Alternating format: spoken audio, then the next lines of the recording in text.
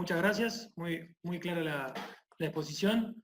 Esperemos que vuelvan, a ver si vuelven Hans y Ceci también. Perfecto, Hans. Hola, Ceci, ¿cómo están? Bueno, y si les parece, como para, antes de darle un cierre a esto, fueron apareciendo algunas preguntas que me gustaría ir leyéndoles, a ver, como para ir contestándolas y ir despejando algunas dudas, si les parece bien. Bien. La primera es para Hans.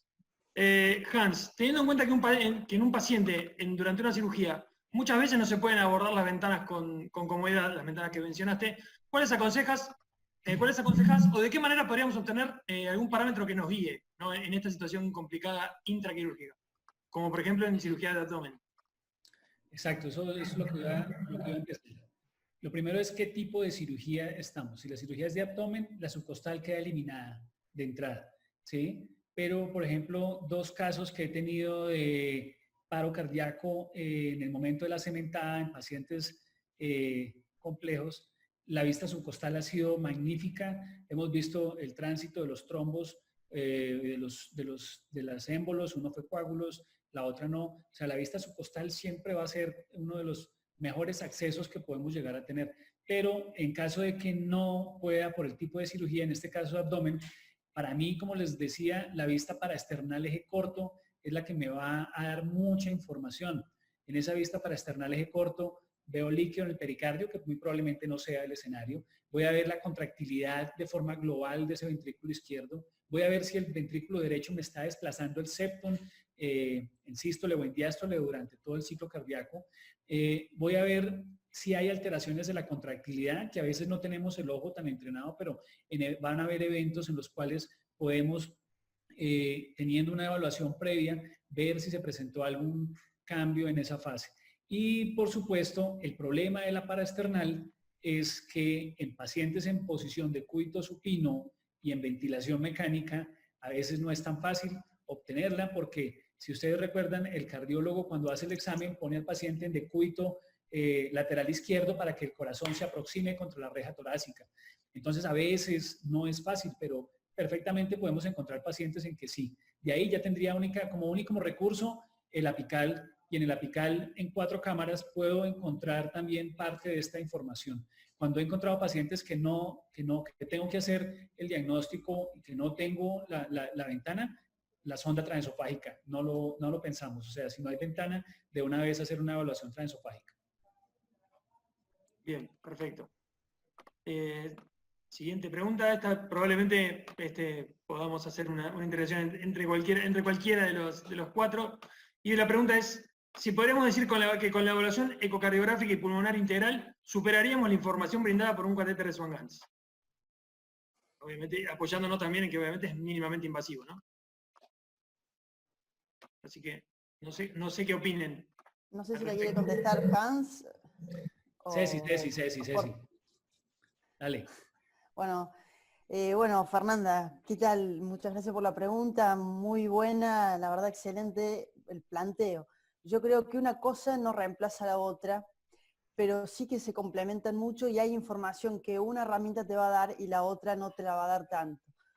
¿Qué quiero decir con esto? El caso de un paciente complejo, por ejemplo, no solo en cirugía cardíaca, en cirugía no cardíaca, pero que tenga un ventrículo izquierdo hipertrófico con estenosis valvular aórtica severa moderada, hipertensión pulmonar. El poner un Swan-Ganz nos va a ayudar, pero lo que voy a estar viendo es simplemente presiones. Si yo tengo la sonda de transesofágico, voy a poder también ver qué está pasando con ese ventrículo y voy a poder valorar mucho más de cerca y de manera más fina la volemia y la motilidad regional que con un Swan-Ganz. Nos ha pasado en pacientes complejos donde uno, mientras va poniendo la vía arterial, comienza a escanear y si bien uno tiene el informe, ¿no es cierto?, del cardiólogo, generalmente en estos pacientes con estudios avanzados y demás, hay veces que se percata que el grado de hipertensión pulmonar es mayor al que estaba descrito, midiendo, estimando, como nos explicó Hans, estimando la presión sistólica pulmonar, y dice, bueno, voy a ponerle un SWAN. Hay veces que el SWAN uno se queda corto con la información que le da y necesita tener un transesofágico. De hecho, en algunas oportunidades hemos tenido que llamar a los cardiólogos porque tenemos la mala suerte en nuestro hospital que la sonda es patrimonio de los cardiólogos, para que nos ayuden a ver cómo seguir con este paciente, porque uno pasa líquido, pero la disfunción diastólica, uno está, como nos mostraba recién Hans, en una cornisa donde uno se queda atrás de volumen y hace una obstrucción o tracto de salida, un paciente con HBI severa, o se pasa de volumen y hace un edema agudo de pulmón. Entonces, yo creo que el traje esofágico es la clave, y creo que de más en más deberíamos empezar a tenerlos en nuestros quirófanos. Yo estoy completamente de acuerdo con Ceci. O sea, creo que aparte de que estamos sesgados porque somos amantes del ultrasonido, realmente la evidencia a favor de la evaluación hemodinámica que puede obtener con el eco transesofágico va a ser siempre superior. Y el simple ejemplo lo pongo con la falla derecha. El SWAN se va a quedar muchas veces corto en el manejo. Cuando tengo un caso complejo, yo prefiero ir con eco transesofágico, y cuando tengo que tomar la decisión, ¿qué le voy a dejar al intensivista? Si el intensivista no tiene en ocasiones el entrenamiento del eco, ahí ya entramos a jugar, si le dejamos, si va a ser mejor un pico, si va a ser mejor el SWAN, qué puede llegar a ser, y a veces nos llevamos sorpresas con la interpretación también que tienen ellos. Entonces yo creo que la aclaración que hace sí es muy completa y tenemos mucha más información a través del ultrasonido, pero el entrenamiento y la disponibilidad del equipo va a ser ese planteamiento. No, y lo último, agregar una cosita más, estoy totalmente de acuerdo con vos, Hans, es que si bien la sonda DETE nos va en momentos claves a dar mayor información, uno no puede tener puesta la sonda todo el tiempo. Entonces, en algunos escenarios, quirófano en parte o en intensivos, el Swan-Ganz va a dar la información en esos entretiempos, de acuerdo a la tendencia, en donde vamos a tener una sonda eternamente puesta en un paciente. Otro escenario que también yo creo que es de más en más útil y debería estar colocado siempre, es en trasplante, sobre todo trasplante hepático, donde la estabilidad hemodinámica en el síndrome de reperfusión, de hecho la bibliografía lo avala totalmente, el LETE va por encima de la información que te puede dar un SWAN. Bien, perfecto. Creo que queda respondida la pregunta. Bien, sigamos leyendo una otra. Déjame ver. Bien. Por aquí pregunta José Luis, si hay parámetros de gasometría en COVID como para contraindicar bloqueos interescalínicos y supraventricular para resolver cirugías del miembro superior. Eso lo estuvieron hablando los otros días en el webinar que dieron sobre bloqueos, que estuvo muy interesante. Exacto. Y yo creo, personalmente, no sé si yo tengo un paciente con una hipoxia importante y le voy a hacer un bloqueo donde probablemente tenga paresia del nervio frénico, realmente tengo que poner en la balanza el hacerle este bloqueo y arriesgarme a que haga una paresia diafragmática y empeorar su función ventilatoria. Si tengo la posibilidad de escanear ese pulmón y veo que el pulmón está bastante afectado, aunque el paciente parezca asintomático y no tenga una disnea manifiesta, una saturación baja y un score de aireación bastante comprometido, yo sinceramente no haría un bloqueo. Bien. Sí, yo creo que en el sentido de la pregunta va básicamente a qué tipo de bloqueo vayan a realizar. Creo que si, no sé, es una cirugía de miembro superior por debajo del codo, uno puede hacer un bloqueo infraclavicular o axilar con seguridad y la función pulmonar de ese paciente no se va a alterar de ninguna manera. Por más que es muy difícil paralizar un frénico, imposible de la axila y muy difícil de infraclavicular hacerlo obviamente con eco y neuroestimulación para aumentar la seguridad. Arriba de la clavícula uno sabe con trabajos publicados sobre todo por Renz que el supraclavicular con eco con volúmenes de no más de 25 mililitros haciéndolos a nivel posterolateral sabe que tiene 0% de parálisis de frénico, con lo cual también sería una opción con mayor cuidado porque sí hay reportados casos de parálisis. Si fuese interescalénico, yo les diría que el trabajo que también de Renz 13%, que es el que menos detección de parálisis de parálisis de frénico tuvo, así que lo evitaría, digamos.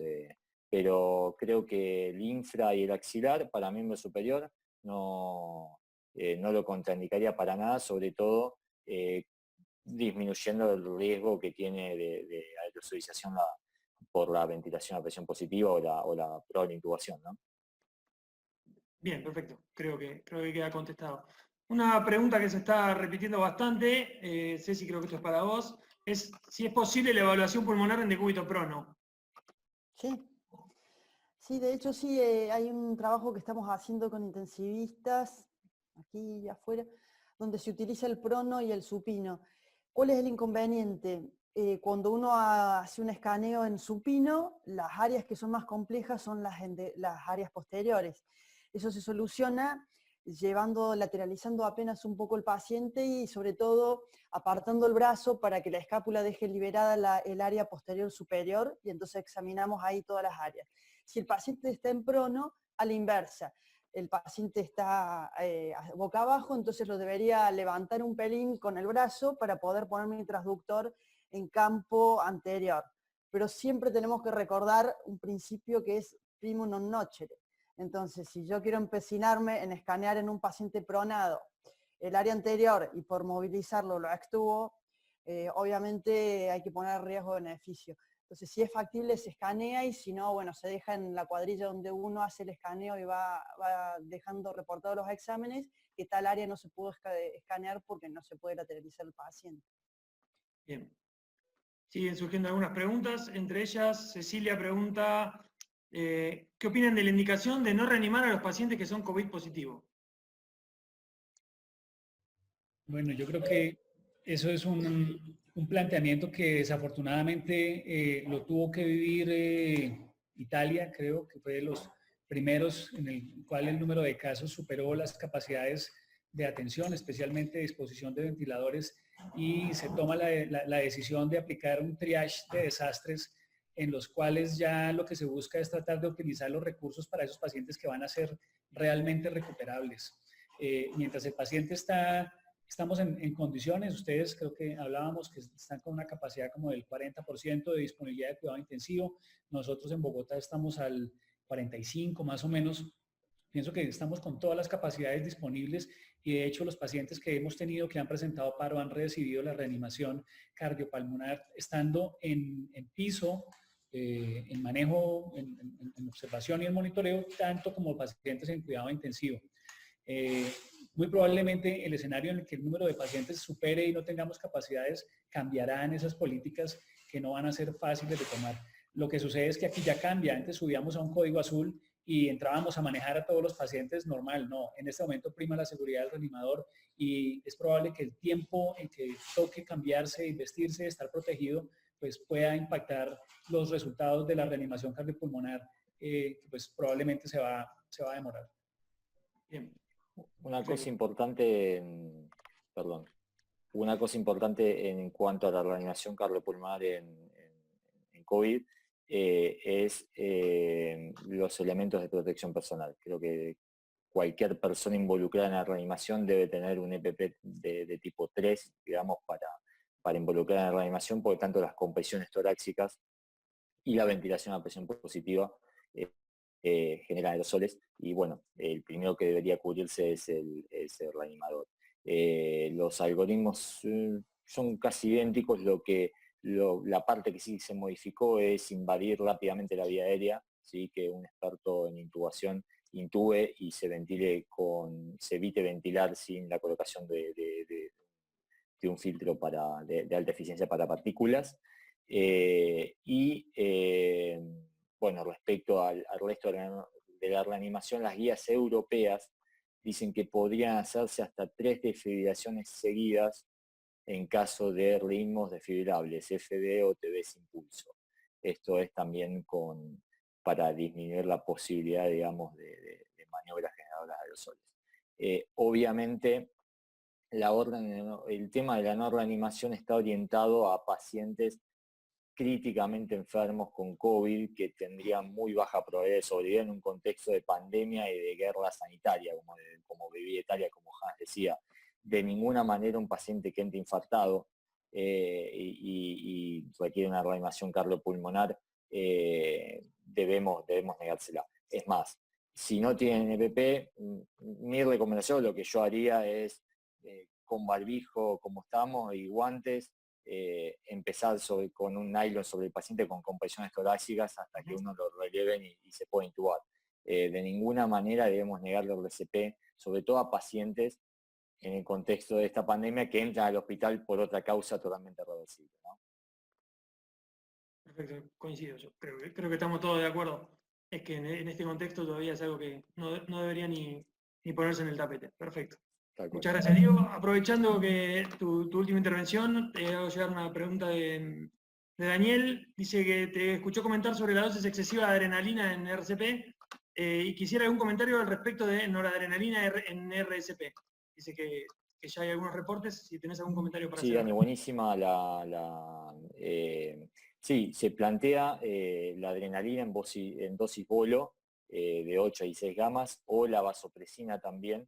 En estos estados donde uno detecta una pseudoactividad eléctrica sin pulso y donde la presión de perfusión, digamos, no estaría siendo suficiente para aumentar la perfusión coronaria. Entonces, bueno, es ahí donde el bolo de vasopresor aumentaría la presión de perfusión y sería benéfico. Por ahora no hay nada contundente en cuanto a resultados, pero creo que también es algo de tiempo. Y es una intervención totalmente razonable, la del vasopresor.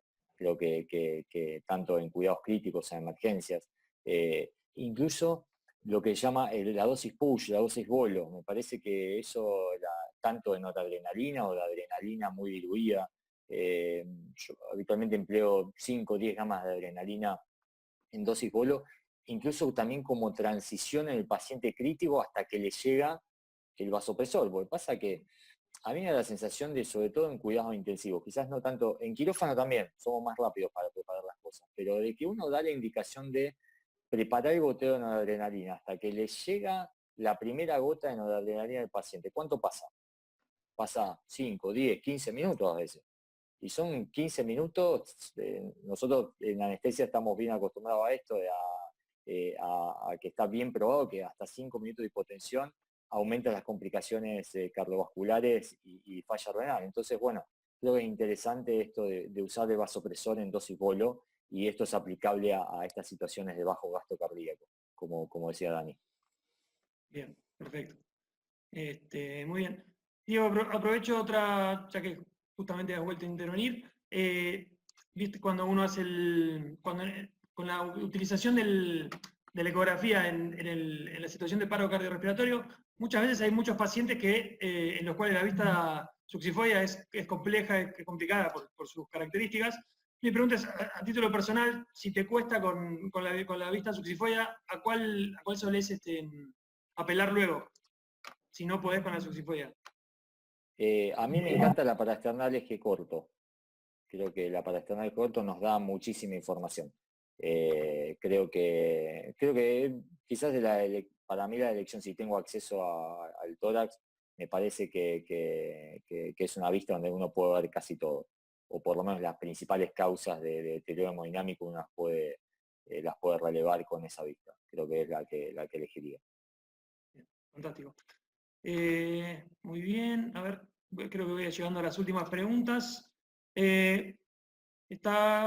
Perdón. ¿Cuáles serían las metas hemodinámicas por ecografía en cuidados post-paro? Bueno, yo pienso que la evaluación hemodinámica aplica a cualquier paciente, sea posparo o sea el inestable, y lo ideal es intervenir en inestable. Pero una vez el paciente está posparo, en general, cuando hacías el curso de reanimación, te decían, si el paciente está hipotenso, póngale noradrenalina, ponga adrenalina. Si en este momento yo tengo la ecocardiografía y puedo apoyarme para tratar de buscar las H's y las T's, muy probablemente voy a poder optimizar el manejo. Si muy probablemente vemos imágenes que bailan en las cavidades derechas, que me dilatan la vena cava inferior, y si voy a una evaluación complementaria hemodinámica, pues seguramente mi terapia va a incluir un inodilatador. Entonces, ¿qué quiero decir? Quiero decir que yo tengo que hacer una evaluación de los 3 componentes de los determinantes del gasto cardíaco que los puedo hacer con el eco y muy probablemente dependiendo de lo que vea que necesita, pues voy a utilizar en ese paciente que vea que responde a volumen, voy a ponerle una carga de líquidos y puedo seguir viendo cómo acepta esa carga, qué cambios estoy teniendo.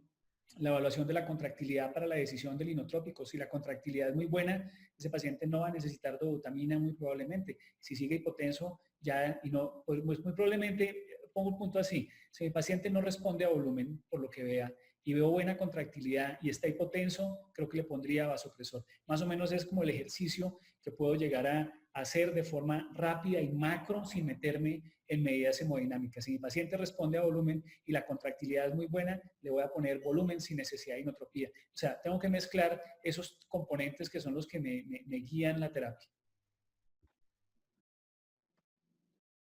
Bien, perfecto. Muchas gracias, Hans.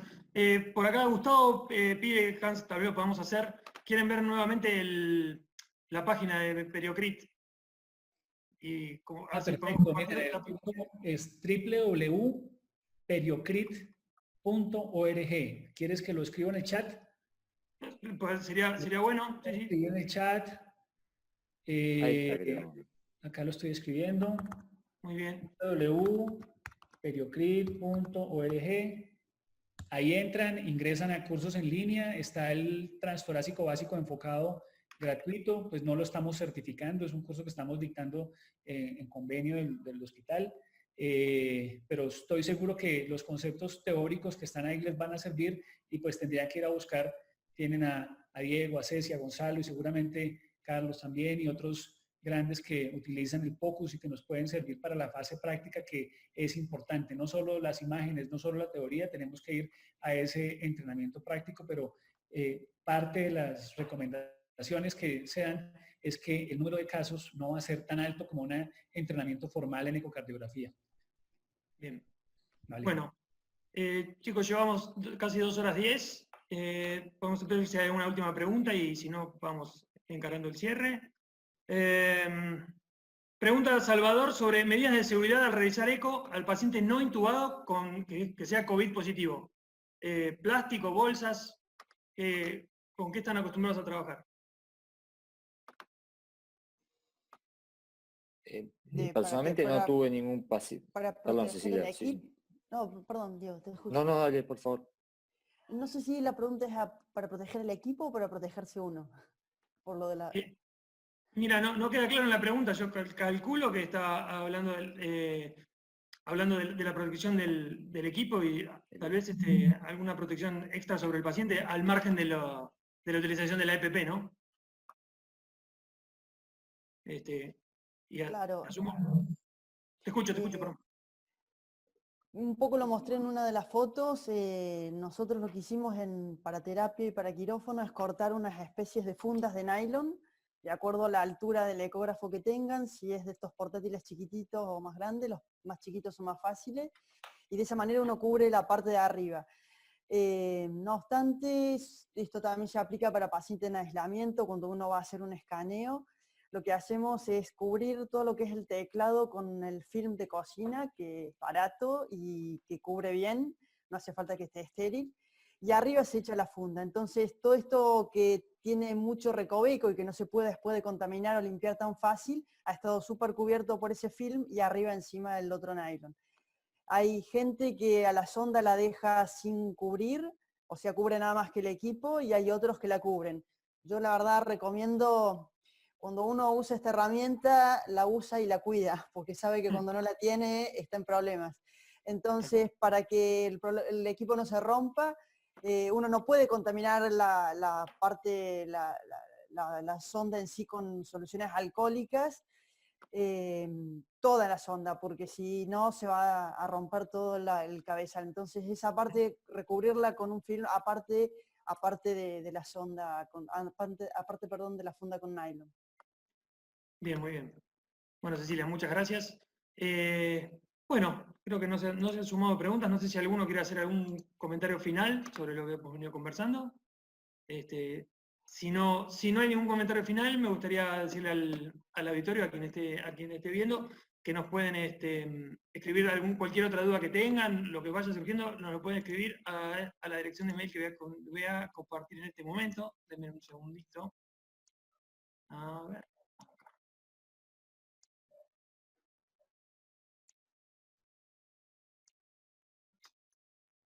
Perdón. Discúlpenme. Ahí está. Le brindamos esta dirección de mail. Si quieren mandar alguna pregunta, comentario, lo que tengan ganas, lo mandan a esta dirección de mail y será contestado por alguno de nosotros probablemente. Más que satisfactorio esto, espero que les haya servido a todos los que hayan estado mirando y que hayan participado. Muchísimas gracias por participar con las preguntas. Ya saben que pueden mandar el mail donde mandamos recién. Y no quería que termináramos la transmisión sin antes invitarlos a la siguiente conferencia de este ciclo organizado por la FARC. También vuelvo a agradecer infinitamente, además de ustedes tres, a Carlos, a Corina, que realmente hemos trabajado muy bien en estos días para sacar esto adelante.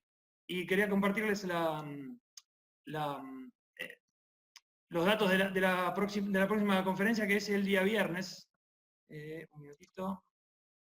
Ahí está. El día viernes a las 7 de la tarde, ¿sí? También por Zoom. Bueno, y esperamos encontrarlos ahí también para seguir aprendiendo un poco entre todos. La verdad que ha sido para mí un gran gusto volver a verlos por acá, que nos hayamos encontrado en este contexto. Espero que para ustedes también, y ojalá que nos podamos ver fuera de este mundo virtual prontamente. Así que si nadie tiene más nada que agregar, les mando un abrazo grande y muchísimas gracias a todos ustedes y al auditorio también. Un abrazo, gracias. Gracias. Muchísimas gracias a todos. Adiós.